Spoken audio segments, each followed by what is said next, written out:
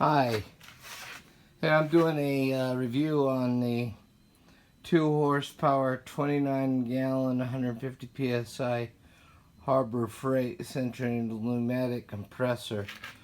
I've had this now just for about a year, and I run body tools on cars and paint. It's done pretty good on keeping up.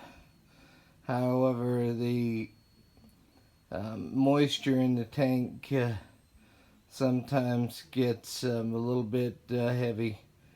So what I've done is to make it more efficient, I did 3 things. First is I've just put a pipe down at the bottom of the drain so I don't have to reach underneath there with a valve on the end. And I can just put my foot down and drain any water out of it and make sure that it's nice and dry so it won't ruin. Second thing is with this compressor is the air. Comes with an air filter that is small, just with this piece right here is the air filter. It comes with a piece of foam in it, and the breathing holes are these little holes, which doesn't allow much breathing. And then also, if you're painting and the dirt goes in there, it clogs those little holes and it's starved for air. So what I did is took a piece of plastic and I made a template to go on the hook on the compressor. I cut off the old air filter and used the outside of it, and then I put it right in this Bridge & Stratton air filter and hooked right up. Fits really good, and it'll never starve for air now, and it's easy to maintain and easy to clean. That cost $10, $6 for the air filter. The other thing I've done to the compressor is I put a 3/8 pipe on it so it doesn't lose air pressure when it goes out to the hose, and a 3/8 female joint on it, and the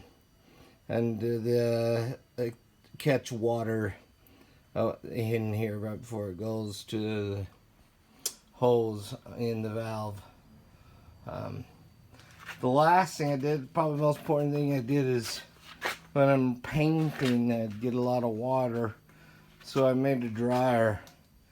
And what I did is bought a transmission cooler on Amazon for $50. It has 1/2-inch pipe threads on it, and then I used PEX pipe. PEX pipe has a breaking point at 1,000 psi. Under pressure, under heat, it has a breaking point of about 500 psi. So there's plenty of there's no problem with the PEX. So the air comes out of the compressor. You run the PEX down here. Underneath, it comes out right here, and then you put it to the bottom of the cooler, and it travels up 16 pipes. And then comes out and it goes back into the tank right here. So the cooler, all I did is put a little foam right here,